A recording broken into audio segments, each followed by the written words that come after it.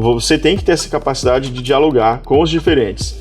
E isso é algo que é difícil. Isso é tão difícil quanto neurocirurgia, que isso é política. E isso é fundamental também. Então são pontos que eu acredito que no começo eu errava muito. Acho que hoje eu erro menos, mas que são pontos que são fundamentais. Ou seja, a vida de médico ou de neurocirurgião, ela não é só ser um cara bom no centro cirúrgico, ou saber fazer dissecção bonita e tirar foto. Não, você tem que saber cuidar do seu paciente, indicar muito bem, se atualizar, aprender técnicas novas, saber dialogar com os diferentes, que em neurocirurgia são o neurologista, o neurooncologista, o radiooncologista, o otorrino, o cabeça e pescoço, e todo mundo mais que você trabalha, seus enfermeiros, os intensivistas. Se você não tem essa capacidade de dialogar, você vai passar por muita dificuldade, principalmente hoje, que você não faz nada mais sozinho.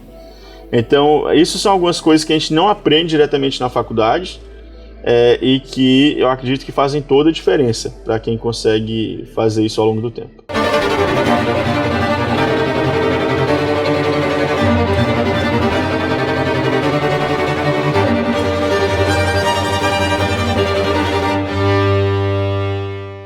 Salve, salve, sintonia! Fala, galera! Estamos aqui mais uma vez. Meu nome é William Santana. Para quem ainda não nos conhece, somos o Maestro, o podcast da mentoria acadêmica de estratégia, trajetória e objetivo. Hoje, para mim, é uma alegria muito grande de estar aqui na Mayo Clinic de Jacksonville, no School Base Lab com o Dr. João Paulo, que eu já vou passar a palavra para ele e pedir para ele se apresentar. Por favor, doutor, primeiramente, muito obrigado por nos receber aqui. É uma alegria bem grande estarmos aqui presente hoje. Obrigado, William. Para mim é um prazer estar aqui com vocês e prazer estar conversando com todo mundo que acompanha o Maestro aí. Bem, antes de tudo, muito obrigado por terem vindo até o nosso centro, por estarem aqui no nosso laboratório hoje. E para mim vai ser um prazer bater esse papo com vocês aqui. Então tá certo, doutor João. Geralmente a gente inicia a nossa conversa pedindo para os nossos convidados assim, falarem um pouco de onde que vieram, né? Como é que foi a sua trajetória para chegar até aqui, ter esse laboratório fantástico. Então, se o senhor puder começar a contar para nós assim, um pouco da sua história dentro da medicina, como que foi até mesmo essa escolha pela medicina, para a gente iniciar a nossa conversa. Claro, é um prazer. Bem, meu nome é João Paulo Almeida, eu sou um dos neurocirurgiões aqui na Mayo Clinic na Flórida, com um foco principal, a minha subespecialidade é cirurgia de base de crânio, tanto transcraniana quanto cirurgia endoscópica de base de crânio. Então, a gente faz um trabalho muito focado em tumores hipofisários, tumores tipo meningioma, cordomas, craniofaringiomas, schwannomas vestibulares, patologias de base de crânio e também tumores cerebrais, como os gliomas e metástases. Para chegar até aqui, sem dúvida, a jornada é uma jornada longa, né? Eu sou natural de Fortaleza, nasci e fui criado em Fortaleza, fiz os meus estudos quase todos em Fortaleza, fiz a minha faculdade de medicina na Federal do Ceará, lá em Fortaleza também, no período de 2003 a 2008. E nesse período foi o período que eu comecei a ter muito contato com essa via acadêmica e com a parte de produção acadêmica. Fazer medicina foi uma coisa que para mim foi interessante, não era uma coisa, eu não fui uma criança que sonhei e pensei desde o começo em fazer medicina. Na verdade, a medicina acabou chegando até mim. O que aconteceu foi que eu estava no segundo grau, né, no ensino médio, e naquela época a minha família estava passando por algumas dificuldades financeiras, mas eu estava indo muito bem no colégio, e o colégio chegou para mim junto com a minha família e falou, pensa talvez em fazer medicina, financeiramente pode ser uma carreira um pouco menos complexa nesse sentido, e tem ainda um monte de coisas que você pode fazer dentro como médico, né, sem dúvida nenhuma, uma profissão muito ampla. E naquela época eu fazia arte marcial, atividade física, e pensava talvez em educação física ou nutrição. E daí eu conheci medicina do esporte primeiro, eu comecei faculdade de medicina pensando em medicina do esporte.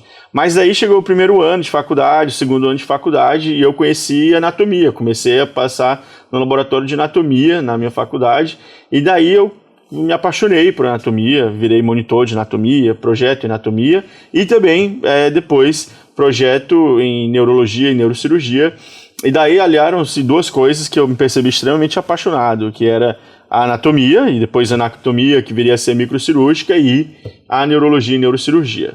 E daí eu comecei a acompanhar neurocirurgiões, comecei a fazer projeto de extensão, a gente montou um projeto de extensão nessa área, um projeto de extensão chamado NEAN, que existe até hoje, depois de 20 anos, e comecei a fazer também pesquisa nessa mesma área.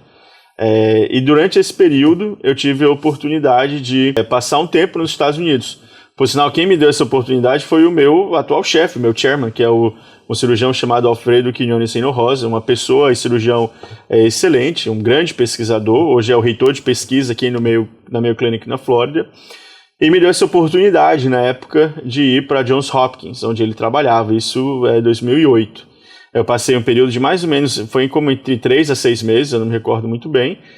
E nesse período a gente acabou vindo com a ideia que eu vou depois que voltar para casa, termino minha faculdade, volto para fazer pesquisa nos Estados Unidos e daí aplico para residência aqui. A vida, como sempre, ela não é completamente previsível e daí em 2008 houve a grande crise financeira de 2008, bolsas não haviam mais, muita coisa mudou. E eu não tinha condição financeira de vir para os Estados Unidos por minha conta própria, ou pela minha família naquela época. Eu fiquei no Brasil, mas acabou sendo uma coisa, foi extremamente benéfica para mim. Porque essa minha ficada no Brasil, por assim dizer, primeiro eu fiz uma experiência de programa de saúde da família no interior do Ceará, que foi muito interessante de um ponto de vista pessoal para mim. É muito desafiador também ter que se adaptar naquele momento. Mas eu passei a conhecer melhor o trabalho de alguns cirurgiões brasileiros naquela época. Inclusive de um cirurgião chamado Evandro de Oliveira, que foi o meu grande mentor, é uma grande fonte de inspiração até hoje para mim e sempre vai ser. E eu não sabia que dentro do nosso próprio país haviam pessoas que faziam um trabalho tão espetacular na neurocirurgia, espetacular a ponto de várias pessoas irem, na verdade, para o Brasil e fazer todo esse trabalho. Então eu tinha falta de conhecimento sobre o que estava sendo produzido no nosso próprio país, né? E daí eu vi os trabalhos do Dr. Evandro, que por sinal era sempre Dr. Evandro de Oliveira, Dr. Helder Tedeschi, que também eu viria trabalhar com ele durante a residência, e o Dr. Wen Huntsu, entre vários outros brasileiros que estão fazendo trabalho espetacular. E o Evandro de Oliveira e o Helder Tedeschi que estavam na Unicamp naquela época, isso é 2009, 2010. Eu fiz as provas de residência no Brasil, passei nas provas de residência e acabei indo para a Unicamp, que era exatamente onde os dois estavam. E então, acho que aquela coisa, como a vida vai levando você, eu passei a fazer minha residência com eles e vários outros, que aqui eu posso citar, o Matheus Dalfabro, que me ajudou muito com endoscopia de base de crânio, Henrico Ghisoni, que é o atual chefe, o Andrei Joaquim, cirurgião de coluna, Donizete Honorato, que era o chefe na época, Marcos Maldaun, que hoje está no Brasil fazendo um trabalho muito bom em neuro-oncologia, e vários outros. E essa experiência, esse período no Brasil, com o Dr. Evandro, o Dr. Helder especialmente, foi que geraram ainda mais a minha paixão por anatomia, por microcirurgia e por técnica cirúrgica. Inclusive porque o Dr. Evandro tinha na Beneficência Portuguesa de São Paulo um laboratório, que por sinal existiu até pouco tempo, foi há pouco tempo fechado, e é um laboratório onde todos nós passávamos, um laboratório que eu acho que ajudou muita gente a se tornar um grande cirurgião. E foi a partir daí que eu acho que essa paixão minha foi acontecendo por toda essa parte de anatomia, técnica cirúrgica, ensino, laboratório, e tudo isso, claro, pensando em como aplicar todo esse conhecimento para o nosso paciente para frente. Então essa escolha pela neurocirurgia, pelo que eu entendi, teve muito pela identificação com a anatomia mesmo, da técnica, dessa parte prática, vamos dizer assim, né, da medicina, que é a descrição anatômica, a gente conhecer Sim, para mim, no começo da faculdade de medicina, eu sempre gostei muito um pouco da parte mais, vamos dizer assim, básica, né, a parte molecular, e eu tinha um interesse por coisas mais, que eu considerava mais táteis, assim como, por exemplo, endocrinologia, eu achava interessante, que eu conseguia entender bem como funcionava, anatomia também, fisiologia, eu sempre gostava muito no começo, naqueles ciclos básicos, mas depois quando veio a anatomia e veio a cirurgia, eu passei a ver, não, isso aqui é que vai ser o meu caminho. De forma que depois que eu entrei na residência e eu vi essa minha identificação, a paixão que eu tenho, que eu desenvolvi por microcirurgia, por técnica, por depois endoscopia de base de crânio, para mim ficou muito claro que essa é a minha paixão, isso que eu gosto de fazer, isso que eu vou me dedicar. Então eu me considero um cara muito sortudo por ter encontrado esse caminho para mim. De forma que eu não sei, eu acho que se eu não fosse para fazer isso na medicina, na neurocirurgia, talvez eu não fizesse nem medicina, talvez eu fosse fazer outra coisa da minha vida, fotografia, não sei. Mas são coisas que me ajudaram bastante. E é importante saber que essa parte de anatomia, de treinamento, de educação e da aplicação de tudo isso em cirurgia é uma ciência muito complexa, né, na minha opinião. É algo que vai muito além, eu acho que do ato mecânico de fazê-lo. Eu acho que inclui todo um conhecimento em relação a quando fazê-lo, como fazê-lo, por que fazê-lo e como avançar o que a gente faz atualmente, porque não é um campo estático. É um campo quase que filosófico, sim, que você tem uma metodologia, você escolhe a sua filosofia cirúrgica ao longo do seu treinamento, à medida que você cresce, mas a gente está aqui sempre para avançar o que a gente faz no nosso campo, não para repetir só. Então, acho que tudo isso são coisas que também me atraíram bastante. Sem falar, é claro, é um desafio muito grande e que exige uma estrada que, bem, é de vários anos, que nunca acaba, por sinal.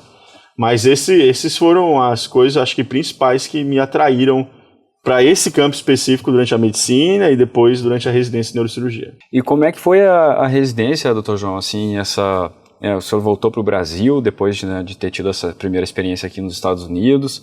Aí como é que foi a escolha pelo programa de residência e a residência em si? Como é que foi essa parte? Essa parte foi interessante, porque quando eu estava em 2009, que eu fui para, como eu falei, para o programa Saúde da Família, que eu não tinha feito a prova de residência em 2008, eu fui no programa Saúde da Família no interior do Ceará, numa cidade chamada Canindé, que foi uma experiência, mais uma vez, muito legal, porque eu aprendi muita coisa sobre o ser humano, eu acho. E claro, foi um ajuste, porque eu não pensava, não esperava fazer medicina da família naquele momento, então foi tudo se adaptando. E eu tive a sorte de ter amigos que são até hoje amigos meus, que eu considero irmãos, mas são pessoas que sempre estavam ali, não, vamos lá, vamos estudar para a prova de residência, vamos fazer a prova de residência, porque eu pensava que eu fazia depois de 2 ou 3 anos, depois de ganhar algum dinheiro, etc. Mas, mais uma vez, o destino, Deus, me puxou para o outro lado. E aí eu tenho um amigo meu, que hoje é um grande neurocirurgião também, em Fortaleza, chamado Lucas Alverne, que ele estava estudando para fazer prova naquele ano de 2009, falou, pô, João, vamos fazer prova, vamos lá, a gente estuda, faz as provas, tudo. E eu fui e fiz as provas, e nisso consegui ir bem, e como eu falei, entrei na Unicamp. Mas até aí nessa parte teve que ter uma certa programação. Então eu sabia que tinha alguns programas onde eu não provavelmente ia me dar muito bem, porque a minha família é uma família humilde, simples, onde eu não ia ter suporte financeiro deles. Então eu tinha que me programar para dar plantão durante a residência e daí conseguir me manter por conta própria. E tinha que estar num local onde eu fosse poder ter a chance acadêmica também, porque era uma vontade minha. Se eu fosse ficar num serviço onde eu não fosse conseguir desenvolver isso, eu acho que eu não teria me realizado de forma completa. E aí eu fui procurando planejar onde seriam esses locais. Eu tive a chance de visitar alguns serviços antes e teve alguns serviços muito legais, onde eu acho que são hospitais excelentes, em diversas regiões, não só em São Paulo, no Nordeste também. E eu daí fui procurando ver qual seria um perfil que seria mais interessante. Fiz a prova, claro, de todos esses locais. E dos locais onde eu fiz as provas, acabei ficando entre 3 locais. E desses 3 locais, um deles era a Unicamp, que era um local que eu já admirava. Todo mundo conhece a Unicamp como universidade, como centro de formação. E foi o local onde eu acabei entrando para fazer minha residência. E para mim foi excelente, porque era um local, uma instituição acadêmica, na minha opinião, de grande renome, de grande produção. Tem um hospital de clínicas que eu acho que é extremamente produtivo, lá em Campinas, que é uma região metropolitana muito grande.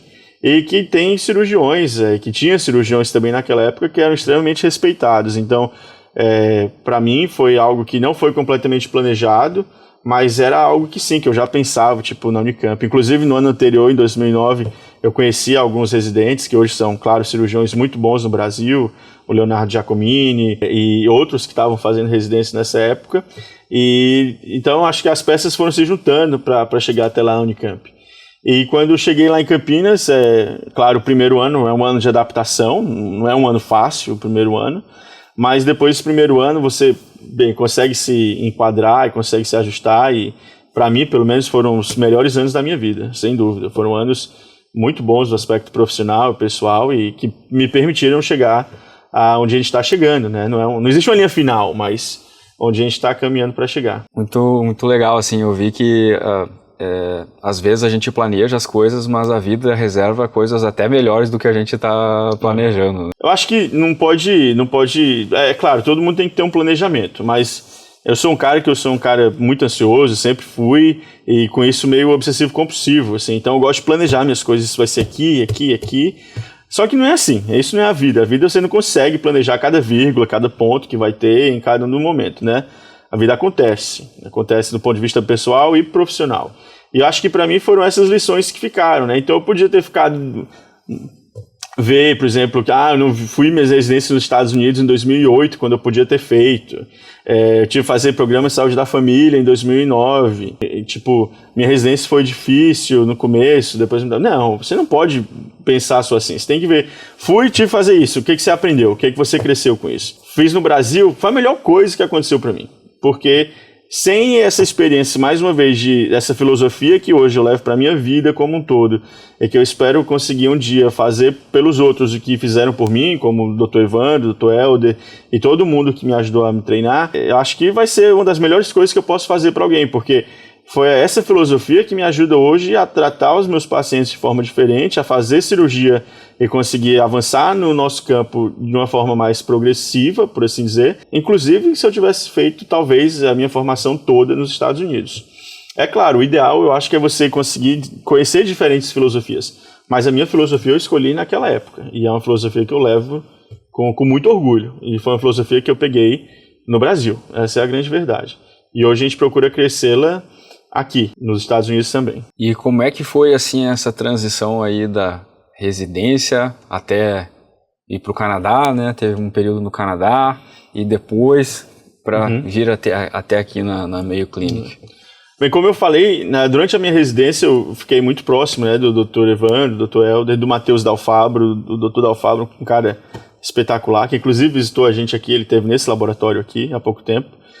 E através do Dr. Evandro eu comecei de novo a ajudar com cursos que ele dava no exterior, atividades, capítulo de livro, papers, e toda essa parte acadêmica, né? Então ele me ajudou muito com isso.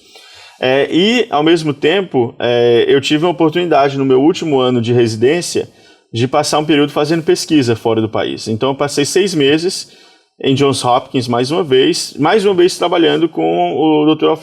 Alfredo Quinones Hinojosa, que mais uma vez a gente se conheceu em 2008, voltamos a trabalhar junto em 2014 e depois disso voltamos a trabalhar junto agora em 2021. Ele é o meu chefe atualmente aqui. Então, naquele período, eu continuei a fazer pesquisa em neuro-oncologia, em tumores cerebrais, em base de crânio, em hipófise. Fizemos um livro juntos. E nesse mesmo período eu tive contato com várias outras pessoas. Uma delas, a primeira, foi o Dr. Ted Schwartz, da New York Presbyterian, na Cornell, que é um grande cirurgião de endoscopia de base de crânio. E através desse contato eu consegui um fellowship, um summer fellowship em 2016. Nesse período, ou seja, está falando entre 2014 e 2016, eu fiquei trabalhando em São Paulo, na verdade trabalhei em São Paulo até 2017, na verdade, trabalhando junto com o Dr. Evandro e com a equipe dele. Na época era o Félix Chadá, o Matheus Reguin Neto, que hoje, por sinal, continua a liderar lá no ICNI, e a gente fazia esse trabalho lá junto. Só que nessa época também eu via que eu trabalhava com o Dr. Evandro de Oliveira, Félix Chadá, o Matheus, e são pessoas que fazem microcirurgia cerebrovascular muito bem, que era uma área que me interessava bastante. E eu via, eu gosto de várias outras coisas também, eu vou crescer em outras áreas. E daí eu comecei a me focar cada vez mais em endoscopia de base de crânio, que já era uma paixão para mim. E nessa coisa eu comecei a fazer minhas cirurgias em São Paulo, comecei a crescer, fiz mestrado, fiz doutorado, fiz um monte de curso, um monte de plantão. O primeiro ano de trabalho é muito difícil, qualquer lugar que você vá. E nesse mesmo período eu comecei a perceber, eu estou indo muito bem com essa cirurgia, mas eu preciso de mais treinamento para crescer ainda mais. E foi aí que teve a oportunidade com o Ted Schwartz, quando eu voltei em 2016 com ele, e isso já me ajudou muito, que eu fiquei lá, eles têm um laboratório também de microcirurgia, de anatomia, e a parte clínica também que eu fiquei com ele. E nesse mesmo tempo eu tive a chance também, em 2016, de visitar o serviço da Universidade de Toronto, em Toronto, no Canadá, com o Dr. Fred Gentile, que é um mestre de cirurgia de base de crânio. E através desse contato eu fui aceito também para fazer um Clinical Fellowship em Toronto. E daí em 2017, com esse objetivo, eu fui para o Canadá. O objetivo era bem específico, era me tornar o melhor cirurgião de base de crânio, desenvolver ainda mais o meu portfólio em cirurgia endoscópica endonasal de base de crânio, e daí regressar para o Brasil para continuar esse trabalho, para continuar a crescer esse trabalho. Eu tinha um apoio de muita gente muito boa para fazer isso, e bem, fomos bem. Só que uma vez em Toronto, as coisas começaram a ir também muito bem, teve a oportunidade então de passar mais um ano em Toronto, onde a gente acabou ficando mais um ano lá. E nesse mesmo período eu tive a oportunidade de ir para a Cleveland Clinic, isso já no ano seguinte. E eu sempre tive essa vontade de trabalhar nos Estados Unidos, mesmo que fosse de forma temporária, como uma experiência de vida minha, que eu tinha esse desejo desde lá atrás, desde 2008. Como que para me provar algo, para dizer que eu podia fazer e tudo. Então eu fui de Toronto, que fiquei de 2017 a 2019, tive um período em Toronto espetacular, é uma universidade fantástica, e produção científica de alto volume, altíssimo nível de impacto. Aprendi muito com o Dr. Fred Gentili, que se tornou não só um mentor, um mestre, mas também um grande amigo pessoal. Ele, a mulher dele, a Gina Gentili, e vários outros. A Gela Rezade, que é a atual chefe do departamento e chefe de toda a divisão de neurocirurgia, me ajudou muito, foi uma pessoa que a gente ficou muito próximo. Alan Vescan, da Otorrino, e entre vários outros. Ivan Radovanovic, da Cerebrovascular, que a gente também trabalhou junto. Então eu tive uma experiência de vida fantástica. Amo Toronto, amo a Universidade de Toronto, amo o hospital e só tenho a agradecer pela minha experiência lá. E daí eu fui para Cleveland em 2019. Em Cleveland trabalhei com pessoas que são, mais uma vez, não só mentores ou supervisores, mas são amigos, Pablo Recinos e Varun Kashetri. E a gente desenvolveu um trabalho muito legal na Cleveland Clinic nesse período, que aí já são os anos quase de Covid, entre 2019 e 2021. Nesse período, como a gente sabe, todo mundo passou por isso, o Covid veio e mudou a vida de todo mundo, né? Graças a Deus eu não perdi ninguém muito próximo de mim, meu pai, minha mãe, meu irmão, tá todo mundo bem, mas a vida mudou, e a parte profissional mudou, tanto eu sei que no Brasil e aqui nos Estados Unidos também. De forma que naquela época, as oportunidades profissionais que eu tinha, elas meio que foram se fechando porta por porta, porque os hospitais estavam vamos dizer assim, não em repressão, estavam em negativo, né, por causa do Covid. E aí eu estava na expectativa de talvez voltar para Toronto, o Fred Gentili me ajudou para voltar para lá de forma temporária, eu voltei de forma temporária, mas isso não ia voltar a ser o que eu pensava que seria até talvez uma permanência em Toronto a longo prazo, se demonstrou como uma coisa temporária. Nesse mesmo período, a gente teve duas perdas. A primeira foi o Dr. Evandro de Oliveira, que faleceu com esclerose lateral amiotrófica, que foi uma perda muito grande, não só para a gente que era mais próximo, mas para toda a neurocirurgia brasileira, latino-americana e mundial. Mas, graças a Deus, tem um monte de gente buscando perpetuar o trabalho dele. E depois, no ano seguinte, que foi 2022, veio o Dr. Gentili, que ele mesmo teve um glioblastoma multiforme, como cirurgião de tumores de base de crânio, e faleceu com glioblastoma. Nisso, para mim, muita coisa mudou, aquela coisa, os nossos mentores são muito importantes para a gente, especialmente eu acho que na neuro, e assim, Covid, os meus mentores morreram, como é que vai ser o caminho? Você, de uma hora para outra, não sabe como vai ser. E mais uma vez aí, a imprevisibilidade da vida. Mas aí eu resolvi contactar mais uma vez várias pessoas, e entre dessas o Alfredo Quinones. E mais uma vez o Dr. Alfredo, né, o Dr. Q, me ajudou muito, no sentido que ele me deu uma oportunidade. Ele falou, a gente está com um programa agora na Mayo Clinic na Flórida, ele tinha virado chairman em 2017, isso a gente está falando 2021 agora, Covid, e eu lembro ele me falar, a gente conversou 2 minutos por telefone, eu acho. Você conhece nosso trabalho, a gente tem essa porta aqui, que é uma entrada inicial, que a princípio pode ser temporário, pode ser algo mais permanente. Vamos ver como é que vai ser, e daí a gente vai ver como é que vai ser o futuro, se você estiver interessado. E daí eu falei, vamos, eu vou. Eu só queria dar um próximo passo. Viemos, nos apaixonamos por Jacksonville, comecei aqui em novembro de 2021. Começamos de pouquinho em pouquinho, como eu acho que tem que ser. E ao longo do tempo, o primeiro ano a coisa já cresceu muito. e a clínica ficou muito legal, o volume ficou muito legal, o meu trabalho ficou cada vez mais focado em base de crânio, que é o que eu gosto de verdade, e tumores cerebrais também, a gente gosta muito de glioma, mas isso realmente aqui é uma parte que o Quinones foca muito. E tive a oportunidade então de crescer, além da parte clínica, na pesquisa e na educação. E aí por último veio esse laboratório agora, que foi um projeto que veio agora há mais ou menos 2 anos, na verdade, que a gente conseguiu construir ao longo desse tempo.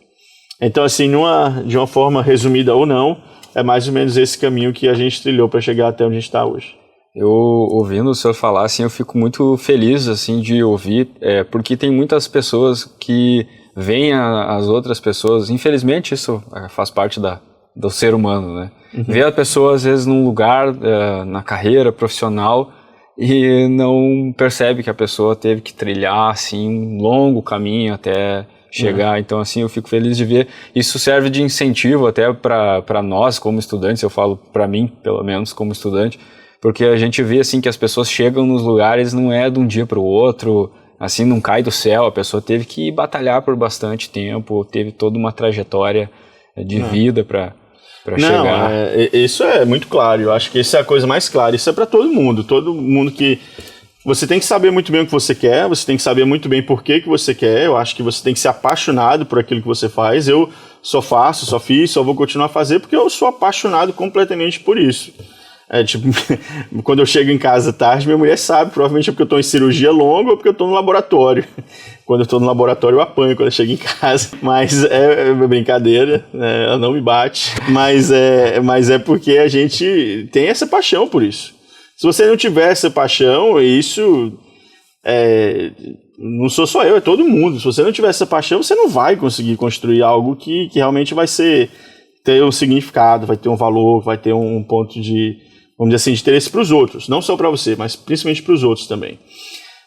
E nessa coisa de você ter uma paixão por algo que às vezes é muito difícil de você conseguir, você vai ter que entender que vai ser um caminho longo, que vai ser um caminho difícil, vai ser um caminho cheio de surpresas que você não sabe, você não se está completamente preparado para elas, mas você vai ter que ir lá e fazer, e quando cair você vai ter que ir lá levantar e procurar fazer, porque se você acha que vai ser simplesmente, sabe, na primeira tentativa já vai tudo dar certo e vai estar tudo bonitinho, não vai ser, nunca é assim.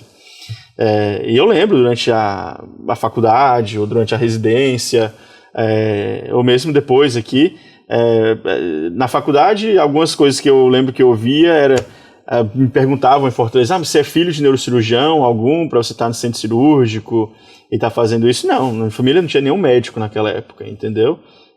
Então a gente fazia porque a gente gostava e as pessoas viram, alguns neurocirurgiões viram e deram muito apoio pra gente. E aqui em especial o Jackson Gondinho, o Estélio, o João.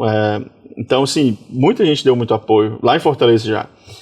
E depois, na residência, a coisa que mais eu ouvia era que não, vai terminar a residência de neurocirurgia, vai ter uma carteira de motorista, entre aspas, para começar a fazer seus casos, o que é, de certa forma, uma verdade. Você sai com uma formação inicial, você não sai com uma formação 100% completa, é claro.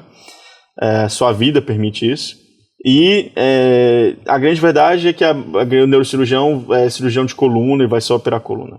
Eu tenho o maior respeito por cirurgião de coluna, acho que é fantástico e fundamental, mas não era o que eu escolhi para mim, eu queria fazer algo diferente. Então eu tinha que lutar contra todas essas coisas, porque se eu fosse ouvir o que todo mundo acha que tinha que ser feito, também não estaria fazendo o que estou fazendo. E disso, para você ouvir que você está desorientado, que você... E vai ter tudo isso. Só que você tem que saber, mais uma vez, o que você está querendo fazer para que você consiga construir esse caminho e consiga atingir esses objetivos. É quase que 2 referências agora, né? Uma é aquela coisa do Rocky, né? Balboa, que inclusive o Quinones é muito fã dele, mas que é muito verdade, aquela coisa do filme que você vai levar porrada e que vai cair, tem que levantar e tem que continuar trabalhando.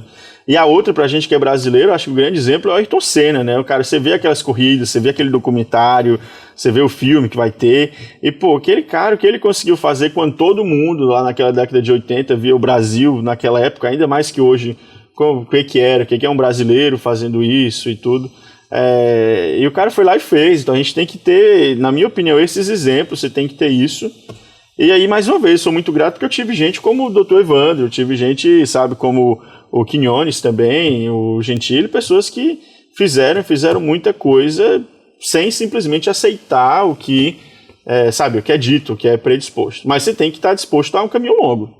Ponto final, sem dúvida. Eu ouvindo aí o senhor falar assim, a respeito das pessoas que abriram portas, né, e vendo como o senhor é grato mesmo, né, essas pessoas, falou algumas vezes os nomes dessas pessoas.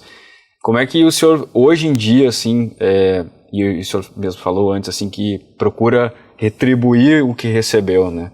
Como é que o senhor, hoje em dia, vê, assim, a importância de ter mentores durante a caminhada, assim, na vida, a gente ter mentores profissionais, né, nesse contexto, para auxiliar a gente a tomar decisões, e o que o senhor tem, assim, para dizer para as pessoas que estão nos acompanhando, principalmente estudantes, assim, nesse sentido de dicas, de como se conduzir dentro desse trajeto, assim, nesse sentido da caminhada profissional?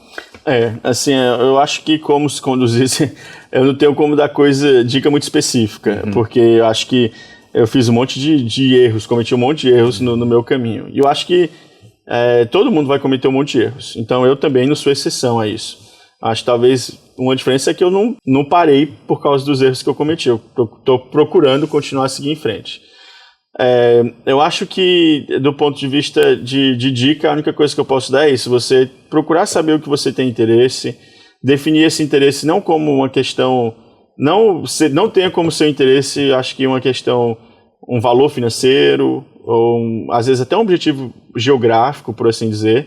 Ou seja, tenha como objetivo ter realmente, tipo assim, eu quero ser um grande cirurgião, quero ser um bom médico na minha área, eu quero poder, sei lá, ajudar estudantes a desenvolver pesquisa, eu quero procurar trabalhar numa área mais remota para ajudar pessoas com menos necessidade, eu quero trabalhar com medicina de ponta nessa. Então, assim, eu acho que mantenha sua cabeça aberta, porque a questão geográfica, ela é muito variável, não tem como você definir. Eu acho que, e graças a Deus, a gente é de um país, o Brasil, que tem sim suas dificuldades, mas tem uma capacidade que ela é única. É um país gigantesco, é um país que tem seus problemas, é claro, mas que tem uma medicina, na minha opinião, ainda de alta ponta, tem grandes médicos em todas as especialidades que eu conheço, e que tem uma grande capacidade. Então, eu acho que você tem que pensar em ser um grande médico, independente da área que você está pensando em seguir ou de onde você vem. Eu acho que esse tem que ser o objetivo, essa é a minha sugestão.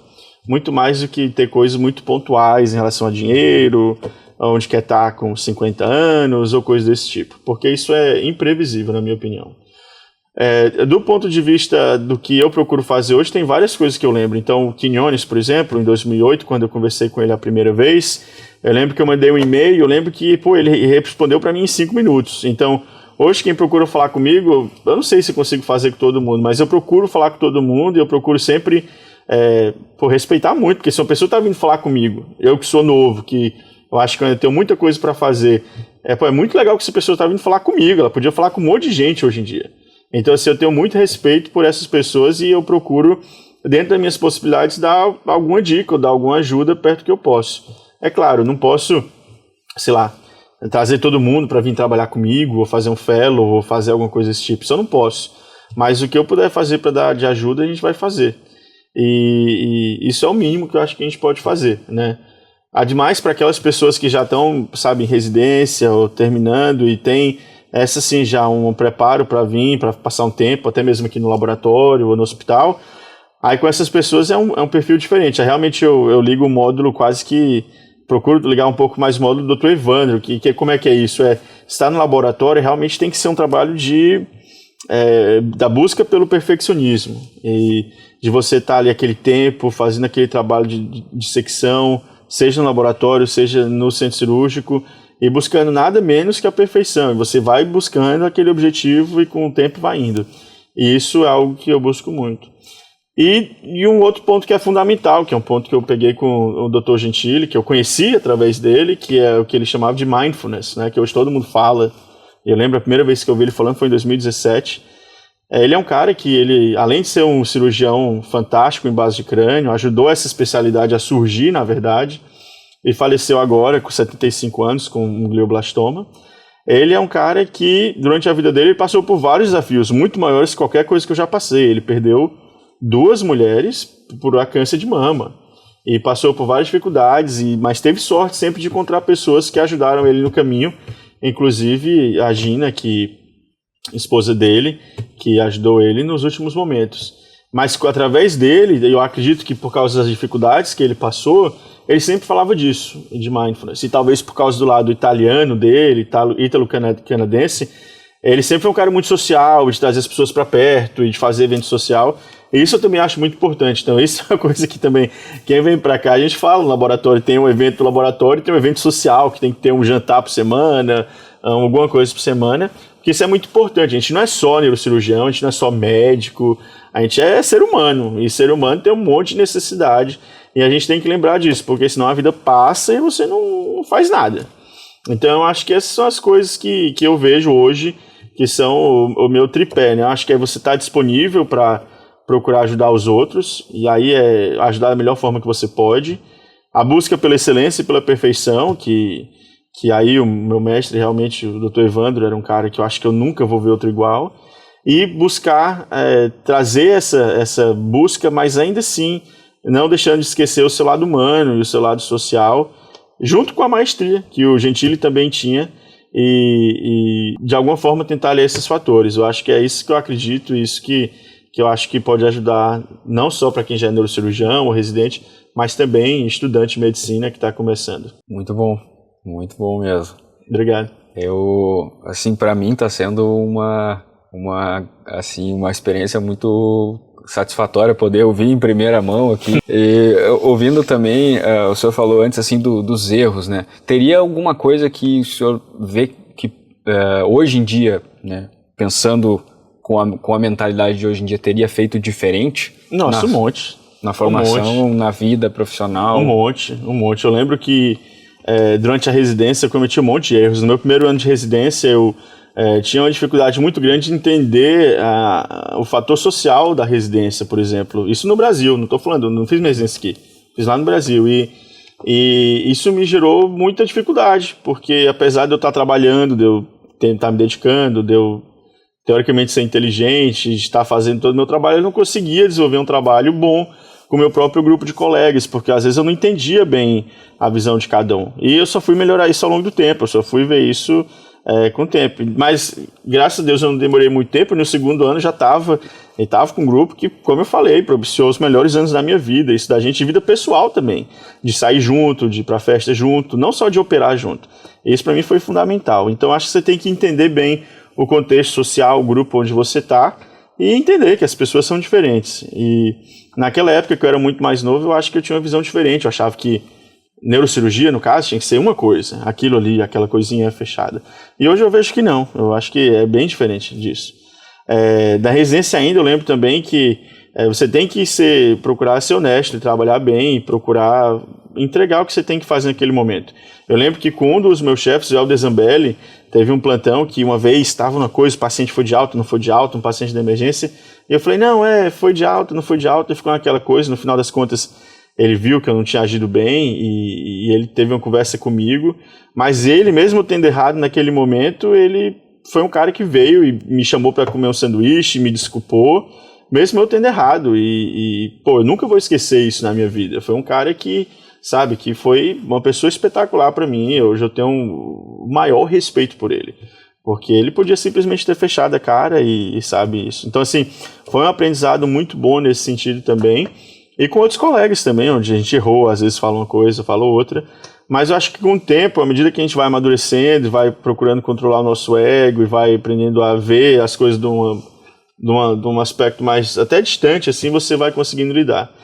Então, eu acho que com a maturidade o que vem é você compreender você mais como pessoa. Acho que a gente tem que fazer esse exercício, tem que aprender a controlar um pouco a ansiedade. Eu, particularmente, venho aprendendo a controlar um pouco mais disso e aprendendo a não responder de forma direta. Eu acho que na residência, como você trabalha muito, você sempre corre risco de tomar uma decisão errada por causa disso. Então, ter esse conhecimento, ter essa mindfulness, por assim dizer, ajuda bastante. E entender que a gente vive num grupo de pessoas, um coletivismo. Então, não interessa se você é muito bom ou você não é muito bom, você tem que ter essa capacidade de dialogar com os diferentes. E isso é algo que é difícil. Isso é tão difícil quanto neurocirurgia. que isso é política. E isso é fundamental também.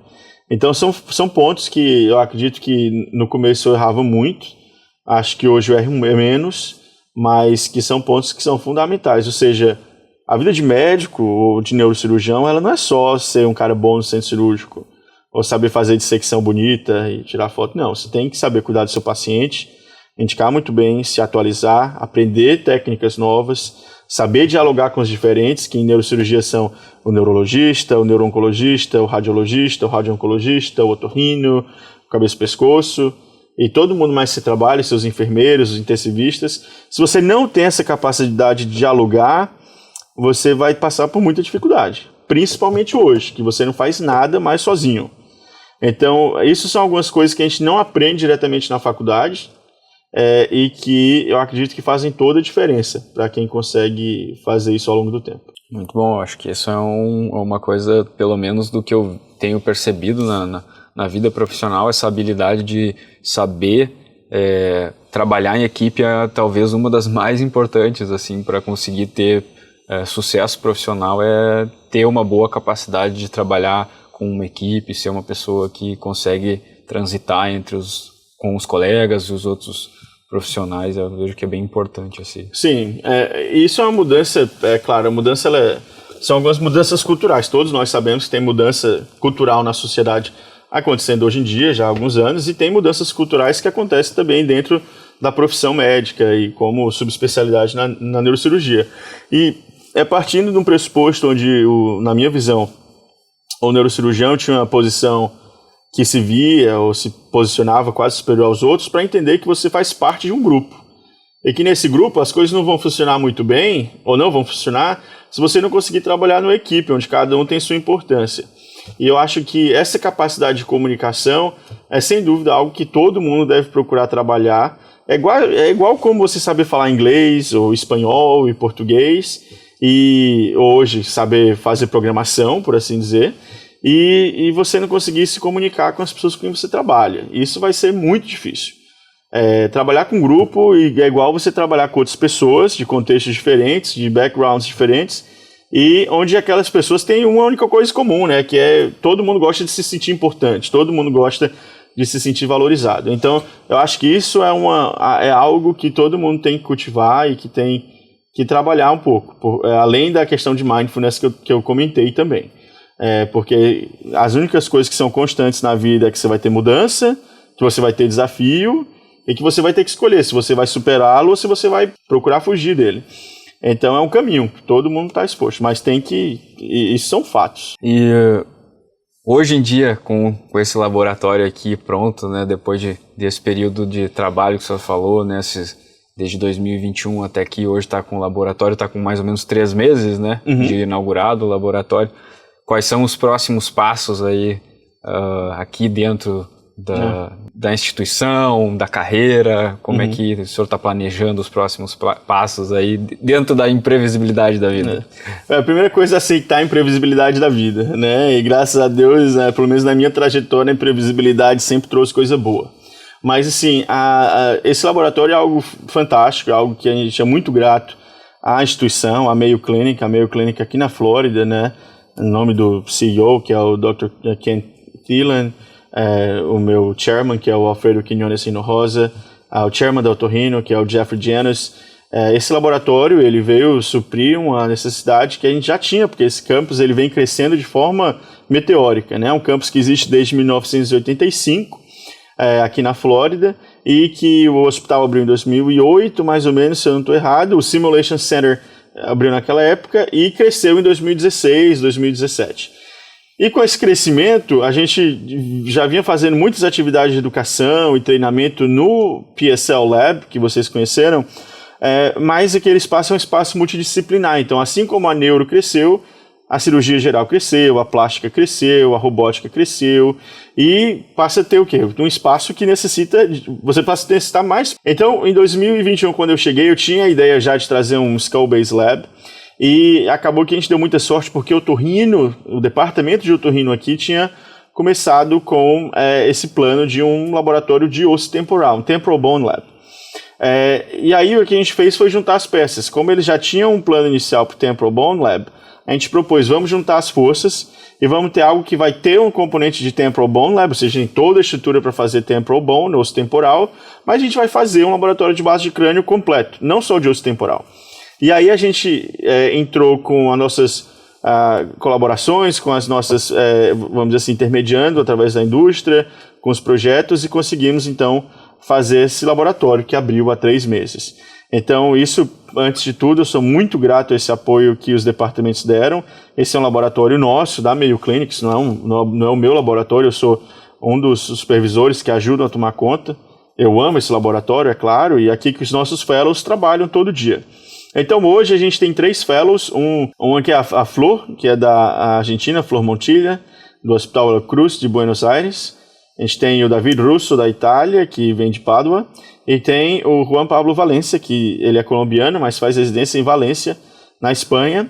E estão trabalhando aqui com a gente por mais ou menos 6 meses. Cada um deles tem um projeto de pesquisa, tem um foco mais específico em seus trabalhos de anatomia e técnica, e vão crescendo com isso. Tem os papers que tem que entregar, o trabalho de fotografia, trabalho de aula, vídeos, etc. A gente vai ter um brasileiro, por sinal, chegando agora, que é o Vinícius Rivelli, que vem de Belo Horizonte. E vamos ter muito mais gente vindo ano que vem. A gente tem mais 6 pessoas para chegar no primeiro semestre. Além desse trabalho todo de educação, de fellows e residentes, a gente também tem agora o terceiro ponto, né, como eu chamo. O primeiro foi montar o laboratório, o segundo, começar com a educação com fellows e cursos, que a gente também tem, e terceiro é pesquisa. Então agora com o laboratório completo e com o sistema completo, o meu próximo objetivo é procurar mergulhar ainda mais em novas técnicas de educação e avaliação de performance de cirurgiões, utilizando todo esse equipamento que a gente tem aqui, com vídeo, com os microscópios, os endoscópios, e aplicar e desenvolver modelos de inteligência artificial e de linguagem através de convolution networks, que a gente chama, para avaliar a performance de cirurgião e como a gente pode conseguir dar um feedback para os cirurgiões que estão em treinamento de forma semi-automática ou automática para procurar melhorar a performance. Porque não é todo mundo que vai conseguir ter um mentor do lado. E eu acredito muito que não adianta você ter um espaço todo como esse se você não tiver uma mentoria de como utilizar esse espaço como todo. Isso é o que a gente chama de deliberate guidance, né? Ou seja, você tem que, não é só estar trabalhando, dissecando ou estudando, você tem que ter alguém que esteja mostrando os passos para que aquilo seja otimizado. E a gente acredita que não vai ser todo mundo que vai ter acesso sempre a um mentor humano, presencial, toda hora. É muito difícil vir para cá, a realidade é essa. Então, se a gente desenvolve esses modelos, a gente consegue avaliar novas ferramentas de avaliação para cirurgiões e também, por que não, de feedback para aprendizado e como conseguir continuar crescendo na sua linha de crescimento cirúrgica ao longo do tempo. Então, esse é o próximo passo, ou seja, crescer na pesquisa, continuar a fomentar a educação, trazer mais fellows e desenvolver mais cursos, que a gente já tem nossos projetos. E eu gostaria muito de continuar a aumentar esse intercâmbio, que hoje é muito forte entre América Latina, Brasil e a nossa instituição aqui, mas também crescer. A gente tem contatos com o Canadá. Ano que vem eu quero desenvolver mais trabalhos com alguns países da África para a gente fazer isso, e depois com a Ásia. E realmente usar esse espaço como uma ponte de colaboração, por que não para todo mundo. Eu acho que a gente tem toda a capacidade de fazer isso. Muito legal, assim, ouvir, né, todo esse trabalho sendo desenvolvido, tendo também um propósito, né, educacional e de desenvolver a neurocirurgia, a educação médica num geral, assim, né, nesse sentido. Isso é fundamental. Esse laboratório ele tem como esse ponto de educação um ponto fundamental. E como eu falei, até o segundo ponto, que é a parte de pesquisa, né? É uma pesquisa que tem que ser focada na como a gente pode melhorar o treinamento, como a gente pode melhorar a educação, como a gente pode melhorar a avaliação de um cirurgião. E aí também, claro, vem como desenvolver novos equipamentos e novas técnicas junto com tudo isso. Mas a educação é um pilar fundamental nesse espaço, onde tanto a neurocirurgia quanto a otorrino vão estar trabalhando juntas para que a gente consiga atingir esse espaço. E claro, junto com isso a gente sabe, também vem o crescimento do nosso trabalho clínico, ou seja, o crescimento do número de cirurgias. A gente tem um portfólio muito grande de cirurgias complexas aqui, então de casos referenciados como segunda, terceira opinião, reoperações, patologias complexas que em outros locais não tiveram tanta resolutividade. Então a gente já é o que a gente chama de um hospital fim de linha, né? Um hospital quaternário nesse sentido. Então isso também vai seguir crescendo à medida que a gente cresce esse espaço e que cresce junto com os outros laboratórios. Aqui no campus, eu acho que aqui atrás não vai dar para pegar muito bem, mas só para citar para vocês, é um campus que vem crescendo muito nos últimos anos. Nesse momento a gente tem o crescimento do Centro de Radioterapia, de Radioncologia, que é onde a gente vai ter o nosso Proton Beam e o Carbon Ion Center aqui para ser aberto nos próximos 2 anos. A gente tem um novo hotel sendo construído dentro do nosso campus. A gente tem a expansão do hospital com mais 5 andares sendo levantados nesse momento para serem abertos ano que vem. A gente tem expansões dos serviços de outpatient care, onde os pacientes recebem uma cirurgia e, por exemplo, vão para casa ou para o hotel e tem toda essa, vamos dizer assim, esse suporte para se recuperar, mesmo fora do hospital. E tem todo um crescimento também da linha de medicina internacional, onde vem sendo um trabalho muito forte, inclusive liderado por um brasileiro também, que é o Jorge Pascoal, que é atualmente o presidente da Mayo Clinic International, e o José Solis, que é o administrador que trabalha com ele. Então é um campus que está em expansão, e a nossa ideia é juntar a expansão desse campus com a expansão desse laboratório e servir de uma porta de entrada também para demonstrar o que a gente vem produzindo nesse campus e o que a gente pode alcançar também. Tá certo, muito legal, muito, para mim é uma experiência muito enriquecedora poder vir aqui conhecer toda essa estrutura e ver assim que a educação médica ela pode ser assim extremamente detalhada, extremamente complexa, extremamente nesses moldes de aperfeiçoamento mesmo da técnica, da educação e do desenvolvimento profissional. Eu fico bem feliz de estar aqui, de estar conhecendo. E assim, agora a gente falou um tanto do aspecto da carreira profissional e do aspecto pessoal, assim, o senhor tem algum sonho ainda que queira realizar, algo que possa compartilhar com a gente? O sonho que eu quero ainda fazer, a gente teve Copa no Brasil, teve Olimpíadas no Brasil, eu não estava no Brasil nenhuma das duas, então acho que de sonho eu queria muito ver uma Olimpíada ainda, quem sabe em Paris ano que vem. Queria muito ver o Brasil ser campeão de novo na Copa do Mundo, mas está difícil agora, mas vamos torcer para que melhore. E eu acredito que do ponto de vista pessoal, para mim, o que eu acabo gostando muito e tenho muito prazer de fazer é conhecer bem lugares novos, né? Então, assim, não é um grande sonho específico do ponto de vista pessoal, por assim dizer, mas eu tenho essa vontade, esse desejo muito grande de conseguir conhecer ainda mais locais, né? Esse ano eu tive chance de conhecer muitos locais na América Latina e de melhorar um pouquinho o meu espanhol, que ainda é enferrujado, mas está melhorando. E eu gostaria de poder realmente conhecer mais o resto do nosso planeta, que é tão grande e às vezes a gente fica focado só num lugar e não conhece tudo o resto que está acontecendo. Então acho que hoje são essas coisas, mas não ia ser ruim ver o Brasil ganhar a Copa do Mundo, esse é um sonho pessoal bem legal para assistir também. Esse eu acho que é um sonho de muitas pessoas. A gente tem uma vida muito abençoada, então a gente está com saúde, a gente vive bem, a família está bem.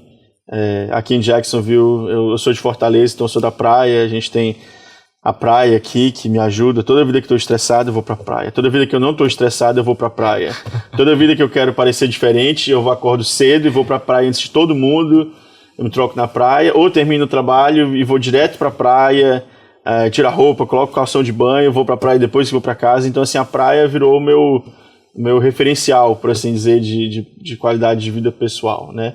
E claro, aí minha família, minha esposa, a gente tem cachorro, a gente não tem filho ainda, mas quem sabe um dia, em breve, e a gente a gente é muito grato por tudo que tem, então graças a Deus não falta nada nesse sentido, mas do ponto de vista pessoal, eu acho que seria isso, seriam as coisas que eu diria hoje. Eu gostaria muito de poder conseguir também ir para o Brasil com mais frequência, eu não consigo ir tanto, esse ano eu fui, passei 3 dias, e eu sinto muito saudade do nosso país, eu gosto muito do Brasil. Aqui na Flórida, graças a Deus, a gente tem muita comida brasileira, tem muito brasileiro, melhora, mas a gente é de um país muito legal. O Brasil é um país muito especial, que tem problemas, como aqui também tem problemas, como o Canadá também tinha problemas, Mas eu acho que, de um ponto de vista pessoal, que não é relacionado comigo tanto, eu gostaria muito de ver o nosso país, o Brasil, indo ainda melhor. Eu acho que a gente tem muita gente muito boa, acho que a gente tem muita coisa muito boa, e eu acho que tem muita coisa muito boa para ser feita dentro do próprio Brasil.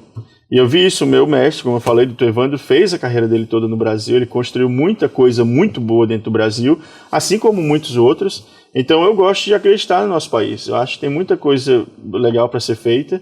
Então, de um ponto de vista pessoal, talvez seria, não profissional diretamente, mas pessoal poderia, de alguma forma, contribuir para que o nosso país também continue crescendo. E eu tenho muita fé no Brasil, acho que vai ser um país que dá muito orgulho, eu tenho muito orgulho no nosso país, mas acho que ainda tem como dar ainda mais orgulho para a gente. Isso aí.